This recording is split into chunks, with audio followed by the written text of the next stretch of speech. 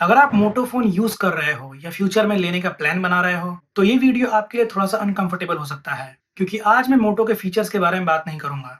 मैं बात करूँगा उन चीज़ों के बारे में जो मोटो जानबूझकर नहीं बताता। और हाँ, ये सिर्फ़ ओपिनियन नहीं है, इस वीडियो के एंड तक मैं प्रूफ़ दिखाने वाला हूँ। अब मैं यही क्लियर कर देना चाहता हूँ कि मैं कोई मोटो हेटर नहीं हूँ। इस चैनल पर मैंने मोटो के फ़ोन्स रिकमेंड भी किए हैं। लेकिन जब एक कंपनी बार-बार यूज़र्स को कन्फ्यूज़ करे, एक्सपेक्टेशन सेट करे और बाद में साइलेंटली उसे इग्नोर कर दे, तो वहाँ चुप रहना भी गलत हो जाता है। और जो लोग कमेंट बॉक्स में बोलते हैं ना कि मोटो बेस्ट है, उनके लिए भी इस वीडियो में एक अलग से सेक्शन है। आज इस वीडियो में मैं 4 चीज़ें बेसिकली कवर करूँगा। मोटो का software reality, long term camera department, hello UI का वाहियात एक्सपीरियंस और सबसे इंपॉर्टेंट मोटो का लॉन्ग टर्म एटीट्यूड उनके यूजर्स के साथ। और अगर आप मोटो यूजर हो तो लास्ट पॉइंट आपको सबसे ज्यादा हिट करेगा। तो चलो शुरू करते हैं सबसे बेसिक चीज से जो मोटो यूजर्स को सबसे पहले अफेक्ट करती है, वो है इनका सॉफ्टवेयर। अब देखो, इनके जो सॉफ्टवेयर कंसिस्टेंसी है उसके बारे में हम थोड़ी देर बाद बात करेंगे। फिलहाल मैं आपके सामने एक डेटा देता हूँ और आपको इन डेटा में से बस एक पैटर्न नोट करना है। सितंबर 2022 में फोन लॉन्च होता है मोटो एज 30 फ्यूजन, जिसमें आपको एंड्रॉयड 12 मिलता है out of the box. But उस टाइम पर ऑलरेडी अगस्त में एंड्रॉयड 13 लॉन्च हो चुका था। नेक्स्ट फोन सितंबर 2023 मोटो G54 5G लॉन्च होता है एंड्रॉयड 13 के साथ, और उसके एक महीने बाद ही गूगल ने एंड्रॉयड 14 अक्टूबर 2023 में रिलीज कर दिया था। नेक्स्ट फोन मोटो G84 5G लॉन्च होता है सितंबर 2023 में ही एंड्रॉयड 13 पर। सेम सिनेरियो, इवन इसी सितंबर 2023 में ही लॉन्च होता है मोटो का Moto Edge 40 new, again Android 13 पर ही। अब अगर आप थोड़ा सा ध्यान दोगे तो मोटो आखिर गेम खेल कहाँ रहा है। मोटो एक्चुअल गेम खेल रहा है, एक साल पुराना एंड्रॉयड वर्जन फोन में दे रहा है और प्रॉमिस कर रहा है कि 2 साल के मेजर अपडेट्स आपको मिलेंगे, बट इनडायरेक्टली वो सिर्फ आपको 1 मेजर अपडेट पुश कर रहे हैं फ्यूचर में। इवन कुछ डिवाइसेस तो ऐसे भी है जिन्हें लिटरली 0 अपडेट्स मिले हैं, जैसे कि मोटो G14 लॉन्च हुआ था अगस्त 2023 में और सिर्फ एक अपडेट इनको पुश किया गया था एंड्रॉयड 14 का। और अगर कोई यहाँ पर ये बोले कि ये तो पास्ट की बात है, अब तो मोटो भी 4 से 5 साल के मेजर अपडेट्स प्रॉमिस कर रहा है अपने न्यूली लॉन्च्ड फोन में, तो भाई बहुत ज्यादा चांसेस है कि मोटरोला फिर से लिटरली 0 अपडेट्स के साथ फोन को लॉन्च करे, खासकर वो फोन जो already out of the box Android 15 पर आ रहे हैं। और ये जनवरी 31 2026 का अपडेट है। फिलहाल ये रूमर्स है, कंफर्म नहीं है। तो अगर यहाँ पर किसी को लग रहा है कि मोटो वाले सुधर गए हैं, तो जी नहीं, मोटो वाले आज भी उसी गेम में हैं। अब ये गेम लेनोवो आज से नहीं तकरीबन 10 साल से खेलता हुआ आ रहा है। अब ये लेनोवो कहाँ से आ गया भाई, उसे जानने के लिए आपको मेरी ये वाली वीडियो देखनी पड़ेगी। बट यहाँ मैं आपको क्लियरली बता देता हूँ कि मोटो की पेरेंट कंपनी फिलहाल लेनोवो ही है। जब तक मोटो गूगल के अंडर में था, बेस्ट था। जैसे ही लेनोवो को फुल कंट्रोल मिला, सॉफ्टवेयर प्रायोरिटी कभी टॉप पर थी ही नहीं इनकी। लेनोवो के 2014 से 17 के एरा में K3 note, K4 note, A7000, A6000 plus जैसे फोन्स लॉन्च हुए थे जो कि काफी स्ट्रॉन्ग स्पेसिफिकेशंस के साथ आते थे, बट वहां भी सेम ही सीन था इनका। ये सारे ही डिवाइसेस उस टाइम पर एंड्रॉयड 5 या फिर एंड्रॉयड 6 पर लॉन्च हुए थे और फ्यूचर में इनको सिर्फ और सिर्फ एक मेजर अपडेट पुश किया गया था। खैर, अब बात करते हैं इनके जो भी एक आध अपडेट्स आ जाते हैं उसके बारे में। अब मेरे पास ये फोन जो है मोटो G84 5G है और इसमें दूसरा अपडेट आया अक्टूबर 2025 में एंड्रॉयड 15 का, जब कुछ ब्रांड्स ऑलरेडी अपने फोन्स में एंड्रॉयड 16 प्रोवाइड कर रहे थे। मतलब आप इनके फोन जब भी यूज करो, ये हमेशा आपको आउटडेटेड ही फील कराएंगे।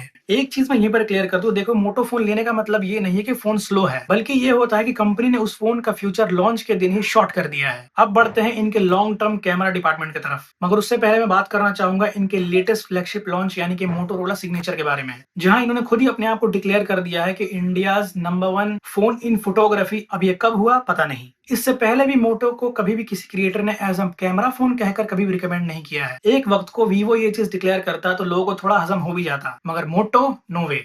अब मोटो सिग्नेचर में आपको सोनी का LYT 8-8 मेन कैमरा सेंसर मिलता है, जिसका साइज है 1/1.28 इंचेस, यानी काफी बड़ा सेंसर साइज है। तो हार्डवेयर काफी सही दिया गया है यहाँ। बट जब बात आती है पोस्ट प्रोसेसिंग की, तो यहीं पर असल ब्लंडर हो जाता है। बहुत से क्रिएटर्स बता रहे हैं कि बाय डिफॉल्ट ऑटो मोड में लो लाइट में इस फोन का ISO इवन 2000 तक को टच कर रहा है। अब यहाँ रुककर मैं आपको एक छोटा सा कैमरा साइंस समझाना चाहूंगा। आप चाहे DSLR से पिक्चर्स लो या फिर किसी एक फोन से, ISO को बढ़ाने का मकसद और ज्यादा पिक्चर्स को ब्राइट करना होता है, लेकिन ये तब तक जब तक ये कंट्रोल रहे। लेट्स से 900, 1100, इवन 1500 तक भी मान लो, बट 2000 टच हो रहा है, अब इससे होता क्या है कि इतना ज़्यादा आईएसओ होने के बाद पिक्चर्स में ग्रेन काफ़ी ज़्यादा आते हैं और पिक्चर जो है नॉइज़ी फ़ील होती है। मगर समझ नहीं आ रहा इतना अच्छा कैमरा सेंसर साइज़ होने के बावजूद भी क्या मिस हो जा रहा है आखिर पोस्ट प्रोसेसिंग में। नो डाउट कैमरा काफ़ी कैपेबल है यहाँ, फ़ोन के स्पेक्स काफ़ी अच्छे हैं यहाँ पर, बट आज भी लोग इन्हीं हरकतों की वजह से मोटो के ऊपर 55,000 रुपए खर्च करने से पहले सोचते हैं। और मैं अगेन यहाँ याद दिलाना चाहता हूँ कि मैं कोई मोटो हेटर नहीं हूँ। मैं बस एक यहाँ पर एक यूज़र फीडबैक देना चाहता हूँ, ताकि यूज़र्स अगले बार आपका फ़ोन परचेज़ करने से पहले सोचे ना। खैर अब बढ़ते हैं इनके लॉन्ग टर्म कैमरा डिपार्टमेंट की तरफ। और ये कुछ पिक्चर्स है जो मैंने मोटो G84 के कैमरे से क्लिक की थी। और उस टाइम पर कंसिडरिंग द प्राइस काफी अच्छे आउटपुट निकाला था इसने। इवन लो लाइट में भी काफी अच्छे डिटेल्स मेंटेन रखता था। बट वही सेम सिनेरियो से जब मैं इसके एंड्रॉइड 15 के अपडेट के बाद पिक्चर्स क्लिक करता हूँ, कहानी थोड़ी अलग है। पिक्चर्स थोड़े डिग्रेड हो गए हैं। आर्टिफिशियली ब्राइटर पिक्चर्स आती है, ना कि नेचुरली, जो कि पहले की फोटोज में मिलती थी हमें। कलर्स एक अलग से बूस्टेड लगते हैं यहाँ, जबकि पहले ऐसा कुछ भी नहीं था। इवन इस पिक्चर में तो फोकस अपोजिट पार्ट पर रख दिया गया है। ओआईएस होने के बावजूद इस तरह का आउटपुट बिल्कुल भी एक्सपेक्टेड नहीं था यहाँ। डार्कर एरियाज में भी डिटेलिंग की कमी लगने लगी है। अब एक क्रिएटर ने मोटो एज 50 अल्ट्रा, इनका एक फ्लैगशिप फोन जिसकी प्राइसिंग अराउंड 50,000 के आसपास थी, डिस्काउंटेड प्राइस में रिकमेंड किया था as a camera phone. But उन्होंने अपनी सारी टेस्टिंग एंड्रॉइड 14 पर की थी। बट जैसे ही एंड्रॉइड 15 का अपडेट आया, उन्होंने सेम टेस्टिंग की, तो उन्हें सामने से आकर बोलना पड़ा कि कैमरा अब डिग्रेड हो चुका है एंड्रॉइड 15 अपडेट के बाद। और फिलहाल कंज्यूमर्स को इस फोन को इग्नोर करने के लिए बोला। जैसा कि सेम सिनेरियो आपने मेरी इस G84 वाली टेस्टिंग में भी नोटिस किया होगा। मोटो के cameras at the time of launch अच्छे लग सकते हैं, लेकिन फोन सिर्फ आज के लिए नहीं लिया जाता। जब सॉफ्टवेयर और प्रोसेसिंग टाइम के साथ ग्रो ही ना करे, तो कैमरा का फ्यूचर लॉन्च के दिन ही लॉक हो जाता है। अब कैमरा तो एक चीज थी, लेकिन फोन का एक्सपीरियंस सिर्फ कैमरा से डिसाइड नहीं होता। फोन रोज हाथ में होता है और वहीं पर जाकर मोटो का एक बहुत बड़ा इशू स्टार्ट होता है। हेलो यूआई सुनने में काफी क्लीन लगता है, लेकिन यूज करते टाइम समझ आ जाता है कि ये यूआई ज्यादा अनफिनिश्ड है, ऑप्टिमाइज नहीं। और ये वो प्रॉब्लम्स है जो वन टाइम यूजर्स में किसी को नहीं दिखेंगी, बट 2-3 महीने के बाद हर यूजर फील करता ही करता है। सबसे पहले तो अब आप ये क्लीन यूआई वाला मिथ हटा दो। मोटो अब भर भर के ब्लोटवेयर्स दे रहा है। सभी app suggestions, games app, weather app के अंदर एड्स, इवन मोटोरोला का अपना वॉलपेपर ग्लैंस भी लॉन्च हो चुका है। बट इन सबसे हटके मैं बात उन कमियों के बारे में करना चाहूंगा जो एक रियल यूजर असल में फेस करता है। सबसे पहला और बड़ा ब्लंडर है इनका कोई भी ऐप लॉक का ना होना। भाई ये कितना लाइफ सेविंग फीचर है, ये मुझे बताने की बिल्कुल भी जरूरत नहीं है, लेकिन उसके लिए मुझे कोई थर्ड पार्टी ऐप जाके डाउनलोड करना पड़ता है प्ले स्टोर से, तब जाके मैं किसी ऐप को लॉक कर पाऊंगा। और ये बिल्कुल भी सेफ नहीं है। आपका डेटा ये ऐप किस तरह से यूज करेगा, ये तो अब उस ऐप का डेवलपर ही जाने। दूसरा ब्लंडर आता है इनके यूआई में कोई भी गैलरी ऐप का ना होना। I know Google photos app है उसके लिए, लेकिन भाई बहुत सारे फोटोज हमने वहां पर डिवाइस में नहीं बल्कि क्लाउड में सेव की होती है।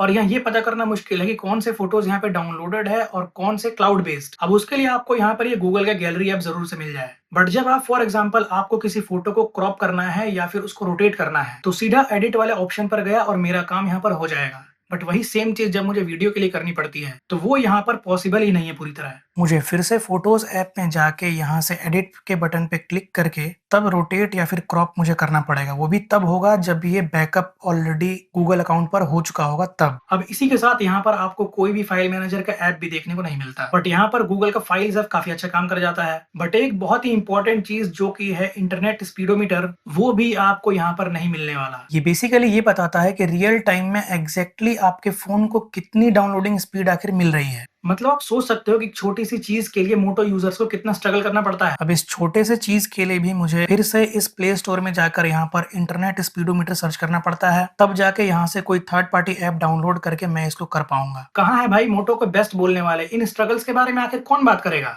अगला बहुत बड़ा ब्लंडर है इनका कोई भी ऐप हाइड करने का ऑप्शन ना देना। अब इससे पहले कि आप कमेंट बॉक्स में भर भर के बोलो कि भाई मोटो का सिक्योर फोल्डर है, उससे भी तो ये चीज किया जा सकता है, तो भाई मैं यही बता दूं, वहां पर पहले ऐप क्लोन करनी पड़ती है, फिर मेन ऐप को अनइंस्टॉल करना पड़ता है। लेकिन क्या कोई भी यूआई लेवल पर यहाँ पर ऐप हाइड करने का ऑप्शन है? नहीं। और अगर आपको इसी तरह से कोई अलग से ऐप डाउनलोड करके ट्रिक के थ्रू ऐप हाइड ही करना है, तो आप कोई भी third party app Google play store से डाउनलोड करके आप इसे आसानी से कर पाओगे। बट वहां पर भी आपका डेटा किस तरह से यूज होगा कुछ पता नहीं। अब ऐसा नहीं है कमियों की लिस्ट खत्म हो चुकी है, बहुत सारे इश्यूज अब भी बाकी हैं। जैसे कैमरा ऐप का स्मूथ ना होना, बहुत सारे लोगों ने कंप्लेंट्स की हैं जिटर इनके यूआई में, मगर उस पर बात करने जाएंगे तो वीडियो काफी ज्यादा लेंदी हो जाएगी। फिलहाल बढ़ते हैं अपने अगले चैप्टर की तरफ, जो कि है लॉन्ग टर्म यूजर एक्सपीरियंस। अब यहाँ थोड़ा सा रुक कर मैं आपको वार्निंग देना चाहूंगा। भाई फिलहाल जो भी मोटो यूजर्स एंड्रॉइड 16 के लिए एलिजिबल है या उनके फोन में एंड्रॉइड 16 का अपडेट शो हो रहा है, वो फिलहाल के लिए रुक जाएं। ये सही वक्त नहीं है अपडेट का। आप अपने फोन के मदरबोर्ड से भी हाथ धो बैठोगे। अब यहाँ पर एक Moto Edge 50 यूजर ने ट्विटर पर पोस्ट डाली है कि उनके फोन में ये Android 16 का अपडेट आया था और उस अपडेट को करने के बाद से इनके फोन का मदरबोर्ड पूरी तरीके से डेड हो गया। और एक दूसरे यूजर ने भी, या मैं कहूँ एक क्रिएटर ने ट्विटर पे आकर एक पोस्ट डालकर वार्निंग दी है कि Android 16 का अपडेट कोई भी मोटो यूजर फिलहाल ना करे, मास लेवल पर मदरबोर्ड इश्यूज देखने को मिल रहा है। मगर हद तो तब हो गई जब एक यूजर का फोन नॉर्मल यूट्यूब वीडियो देखते टाइम ही अचानक से डेड हो गया। और जब ये फोन लेकर सर्विस सेंटर पहुंचते हैं तो इस रिपेयरिंग की कॉस्ट इनको काफी ज्यादा ह्यूज अमाउंट में बताई जाती है। मतलब आप देख रहे हो इनका किस तरह से आफ्टर सेल सर्विस में एटीट्यूड है यूजर्स के प्रति। अब ये तो हो गई मदरबोर्ड इशू, बट एक ऐसा भी इशू है जो मोटो फोन्स के अलावा मैंने किसी और फोन में नहीं देखी और मैं इसको प्रैक्टिकली कैमरे पर दिखा सकता हूँ। अब आप जरा ये फोन देखो, Moto G84 सामने से एकदम बराबर बिल्कुल सही लग रहा है, बट जब इसको पलटकर आप यहाँ पर देखोगे तो एक अलग सा यहाँ पर बम्प आया हुआ है। एंड आई डोंट नो ये बैटरी स्वेलिंग है या कुछ और। इवन जिस बैक कवर को मैं पिछले 1 साल से इस फोन पर यूज कर रहा हूँ वहां पर भी आप इस पैच को नोटिस यहाँ पर कर पा रहे होंगे। ये पैच इसके बैक कवर पर डायरेक्टली विजिबल है। और ऐसा नहीं है कि ये सीन सिर्फ मुझे इसी फोन के साथ देखने को मिला,